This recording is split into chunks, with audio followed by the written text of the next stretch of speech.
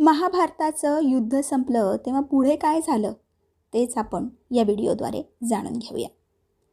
तर मंडळी, युद्ध संपलं, धूळ खाली बसली, रथ थांबले, शंख शांत झाले आणि कुरुक्षेत्रावर एक गूढ शांतता पसरली.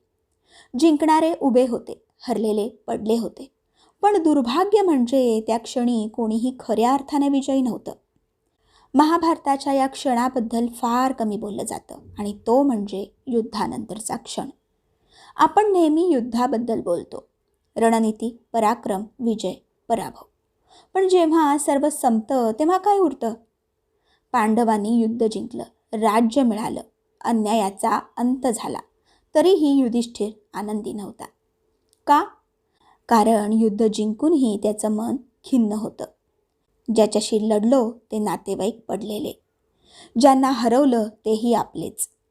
युधिष्ठिराला राज्य हवं होतं का, की न्याय हवा होता? आणि जे मिळालं त्याची किंमत खूप मोठी नव्हती का? हा क्षण अत्यंत मानवी आहे. जीवनात आपणही अनेक युद्ध लढतो, एखादं ध्येय साध्य करतो, एखादी स्पर्धा जिंकतो, एखादं स्थान मिळवतो, एखादा संघर्ष पार करतो आणि मग एक शांत क्षण येतो जिथे आपण विचारतो, आता पुढे काय? इतकं धावून, इतकं लढून, इतकी स्पर्धा करून, इतकं सिद्ध करून जे मिळालं ते पुरेसं आहे का? महाभारताचा हा क्षण आपल्याला एक खोल सत्य दाखवतो. विजय म्हणजे गंतव्यस्थान नाही, तो फक्त एक टप्पा आहे. कारण बाहेरचं युद्ध संपलं की आतलं युद्ध सुरू होतं. युधिष्ठिराला राज्य मिळालं, पण मनात अपराधी पण होतं. त्याला विजय मिळाला, पण शांतता नाही.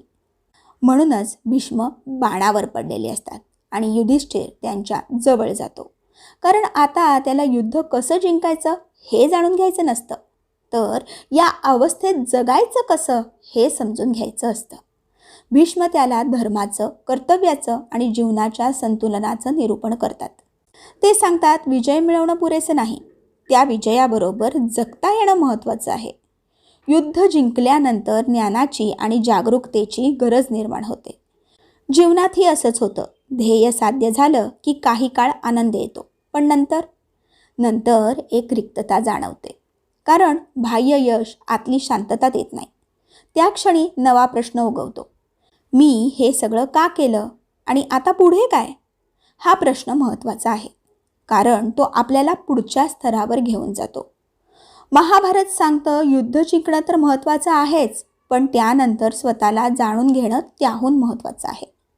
आज स्वतःला शांतपणे विचारा, मी जे मिळवण्यासाठी इतका प्रयत्न करतोय ते मिळाल्यावर मी खरोखर स्वस्थ आणि शांत होईन का?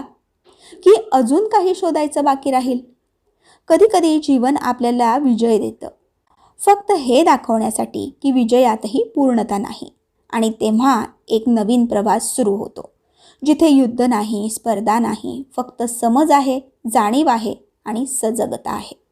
आणि कदाचित महाभारताचा खरा शेवट युद्ध संपल्यावर होत नाही, तर तो तेव्हा सुरू होतो जेव्हा बाहेरची लढाई थांबते आणि आतली शोधयात्रा सुरू होते. आणि हीच महाभारताची खरी शिकवण आहे. हे कायम लक्षात ठेवा. धन्यवाद. श्री स्वामी समर्थ.